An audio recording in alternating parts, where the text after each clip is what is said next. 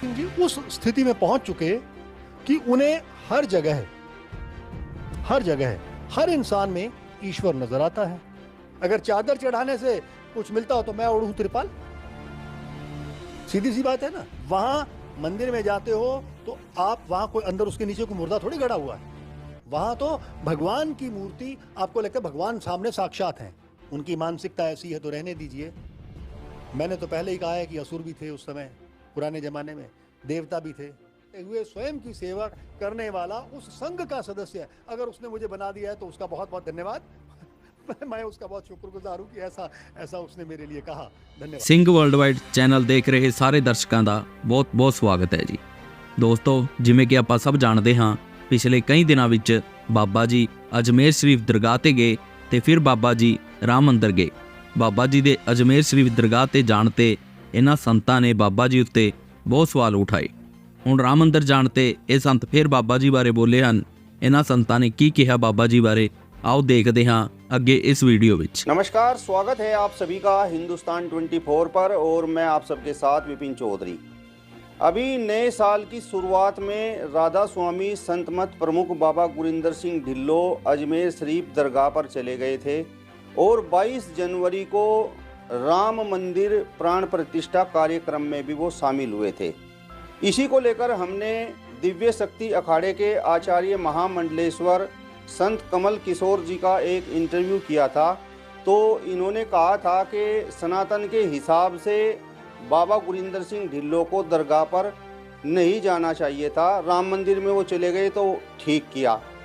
इनका तर्क ये था कि दरगाह में जो मुर्दे पड़े हुए हैं उन पर चादर चढ़ाने से कोई फ़ायदा नहीं है। अब सवाल सबसे बड़ा यहाँ पर यह है कि जब दरगाह पर चादर चढ़ाने से कोई फ़ायदा नहीं है तो क्या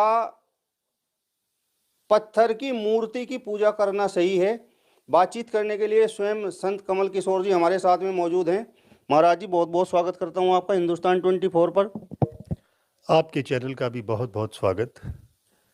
आपने कहा था कि दरगाह पर चादर चढ़ाने से कोई लाभ नहीं है, मुर्दों पर चादर चढ़ाने से कोई लाभ नहीं है। तो सवाल ये है कि क्या पत्थर की मूर्ति की पूजा करना सही है, उससे कुछ लाभ है? पहले आपने जो कुछ कहा है मैं थोड़ा उसके बारे में भी आपसे दोबारा कह दूं। आदरणीय पूजनीय बाबा श्री गुरिंदर सिंह जी बहुत उच्च कोटि के संत हैं। वो आम आदमी के स्तर से ऊपर उठ चुके हैं। उनकी दृष्टि में सब समान हैं। जैसे कि गीता में भी भगवान कहते हैं, श्री कृष्ण कहते हैं कि हर व्यक्ति में तू मुझे देख। तो बाबा गुरिंदर सिंह जी उस स्थिति में पहुंच चुके कि उन्हें हर जगह हर इंसान में ईश्वर नजर आता है। इसलिए वो वहां पर गए, क्योंकि मैंने उनकी बाद की वीडियोस देखी हैं। वो वहां पे गए, वो उच्च कोटि के संत हैं, चले गए। लेकिन आपने मुझसे पूछा था कि मैं एक सनातन धर्मी होने के नाते क्या वहां जाता? नहीं, मैं बिल्कुल नहीं जाता। कारण वही मजार का कि उसके अंदर मुर्दे दफन हैं। और आपने कहा कि मूर्ति, सामने मूर्ति पड़ी हो तो क्या मूर्ति भी तो एक मुर्दा ही है? लेकिन दोनों में बहुत अंतर है। उस मजार के पत्थरों के नीचे एक मुर्दा पड़ा हुआ है, यहां मूर्ति खड़ी है जिसमें प्राण प्रतिष्ठा की गई है ईश्वर के नाम की। अब वो मुर्दे के नाम पे मांगा जा रहा है, मुर्दे के नाम पे मांगा जा रहा है क्या? कि हमें ये दे, हमारी ये इच्छा पूरी कर, हमारी ये मन्नत पूरी कर। और यहां कैसे मांगा जा रहा है? मंदिर में ईश्वर के नाम पे मांगा जा रहा है। ईश्वर से प्रार्थना की जा रही है कि हे ईश्वर, तू हमें दे, हम तेरी संतान हैं, हम तेरे बच्चे हैं। तो बच्चे क्या करते हैं? अपने माँ बाप से लड़के भी लेते हैं, माँ बाप से जिद करके भी लेते हैं, क्योंकि वो संतान हैं, भिखारी नहीं हैं। वहां मजार पे कौन जाते हैं?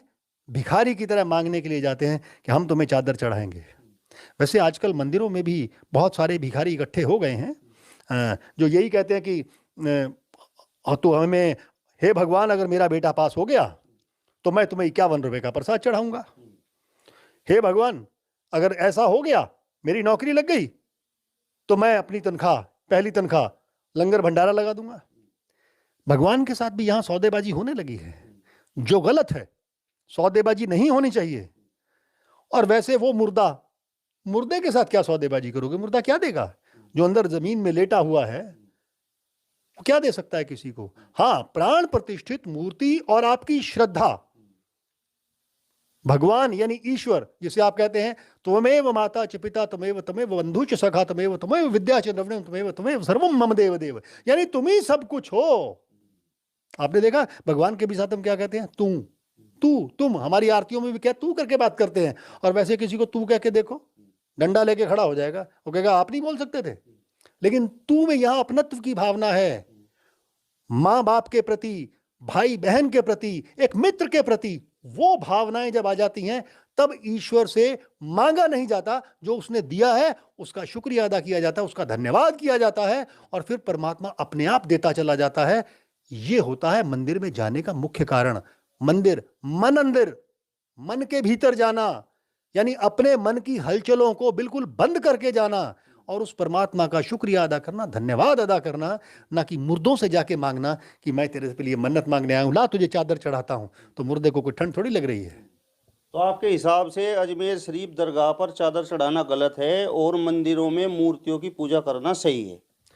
मैंने ये नहीं कहा मूर्तियों की पूजा करना सही है ना। मूर्तियों की पूजा करना तब सही है जब अंदर से श्रद्धा हो, और ये हो कि परमात्मा का शुक्रिया अदा करना जा रहे हैं, धन्यवाद करने जा रहे हैं, वहां पे मांगने नहीं जा रहे भिखारी की तरह। और अगर भिखारी की तरह मंदिर में कोई जाता है, मांगने के लिए जाता है, तो उसकी पूजा भी वहां पर परमात्मा स्वीकार नहीं करता है, तो बात ही खत्म हो जाती है। कबीरदास ने भी कहा है कि पत्थर पूजे हरि मिले तो मैं पूजूं पहाड़। बिल्कुल सही बात है। अगर चादर चढ़ाने से कुछ मिलता हो तो मैं ओढ़ूं त्रिपाल, सीधी सी बात है ना। पत्थर पूजने से कुछ नहीं होगा, श्रद्धा भी तो होनी चाहिए भीतर। और अगर श्रद्धा ही नहीं है, उस परमात्मा के ऊपर पूर्ण विश्वास नहीं है, अधूरा विश्वास है, तो फिर कैसे काम चलेगा? पूर्ण विश्वास सबसे बड़ी आवश्यकता है। मैं आपको पूर्ण विश्वास की एक छोटी सी बात बताता हूं। दो लोग जा रहे थे, बहुत गहरा अंधेरा, अमावस की रात, बारिश हो रही, पहाड़ी इलाका, पैर फिसला दोनों का, पहाड़ी पे नीचे गिरने लगे, पत्थरों से पूरा बदन छिलछिला गया। अचानक उनके हाथ में एक लटकती हुई बेल आ गई, और उन्होंने दोनों ने उसको पकड़ लिया। तो कहने लगे, हे प्रभु हमें बचाओ, हे प्रभु हमें बचाओ।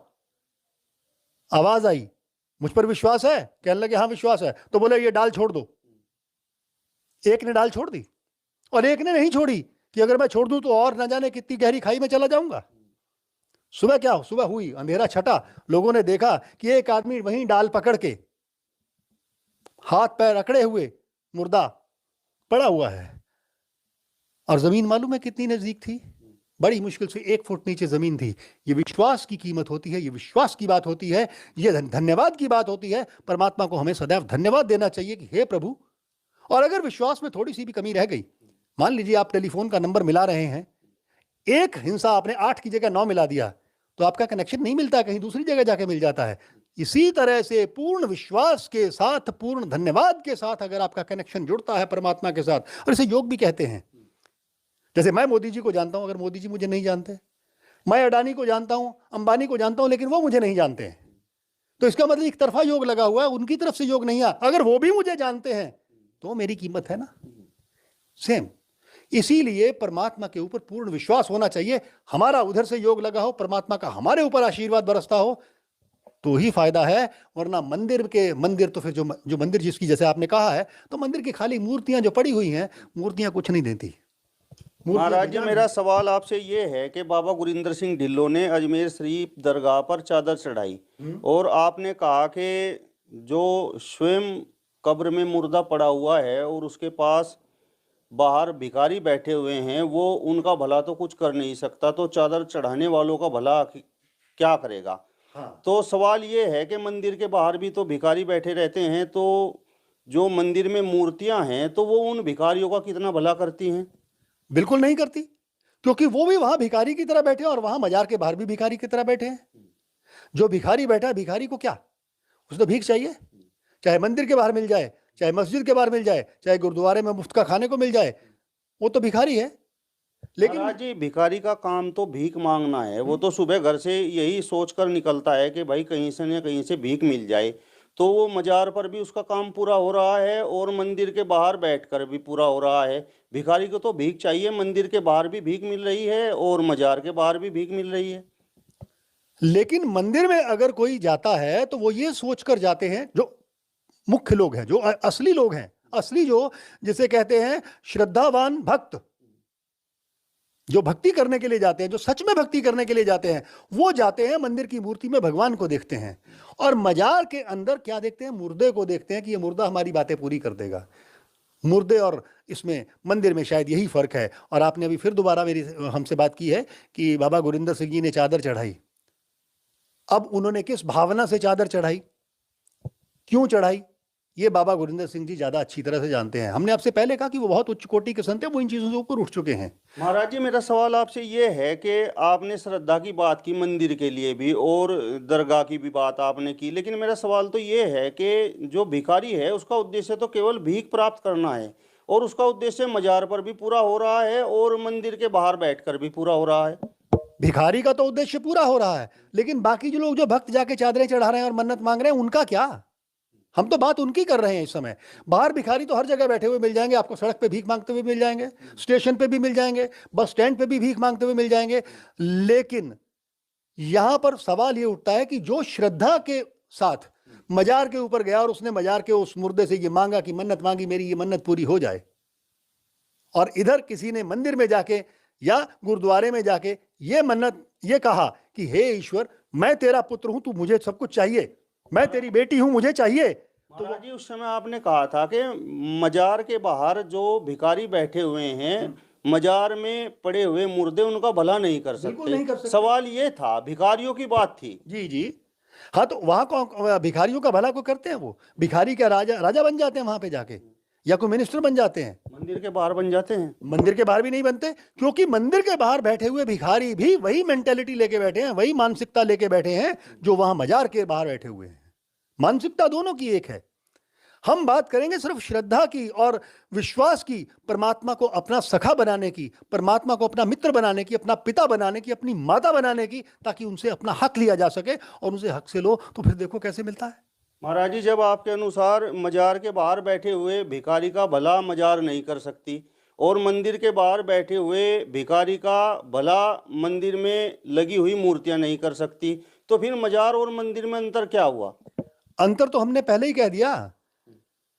अंतर इन दोनों भिखारियों के लिए नहीं है ना, अंतर उन भक्तों के लिए है जो जाते हैं। एक भक्त जाता है परमात्मा से मांगने के लिए, और एक भक्त जा रहा है मुर्दे से मांगने के लिए।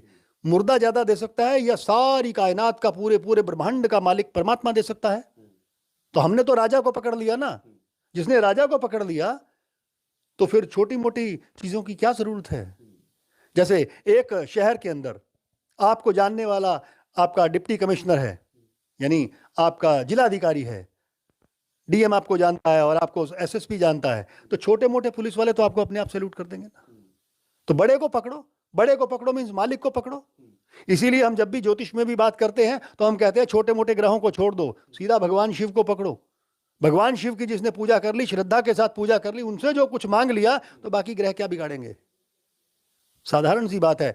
वहां मंदिर में जाते हो तो आप वहां कोई अंदर उसके नीचे कोई मुर्दा थोड़ी गड़ा हुआ है, वहां तो भगवान की मूर्ति, आपको लगता है भगवान सामने साक्षात हैं।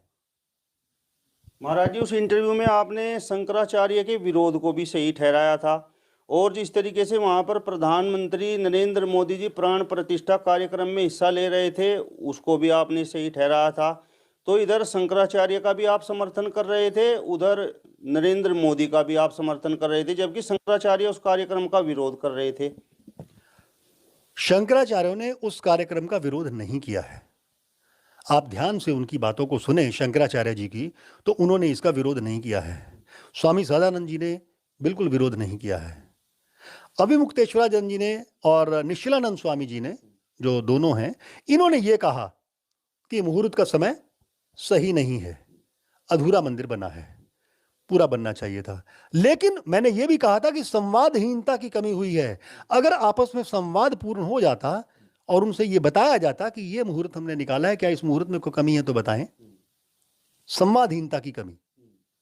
तो बाद में शंकराचार्यों को जब बताया गया कि ये मुहूर्त निकला है और इस तरह से इन्होंने निकाला है, आप देखें मुहूर्त को देखें, उन्होंने कहा ठीक है, मुहूर्त ठीक निकला है, कोई ऐसी बड़ी बात नहीं है। देखिए, भूल कि सभी से होती है ना। शंकराचार्य जी ने ये कह दिया कि नहीं, हाँ ठीक है, मुहूर्त ठीक है, तो बात खत्म हो गई ना। फिर इसको विवाद को बढ़ाने का कोई फायदा नहीं है। जहां तक मोदी जी हैं, मोदी जी इस देश के राजा हैं। राजा हमेशा ही पहला हल जोतता है। पुराने जमाने में भी राजा पहली पूजा करता है, राजा को ही अधिकार भी है, राजा ने ही मंदिर बनवाना है। और राज का आश्रय, राजा का आश्रय बिल्कुल चाहिए, धर्म को चाहिए, क्योंकि राज्य जीवित रहेगा तो धर्म जीवित रहेगा, और धर्म जीवित रहेगा तो राज्य जीवित रहेगा। दोनों एक दूसरे पे अंकुश का काम करते हैं।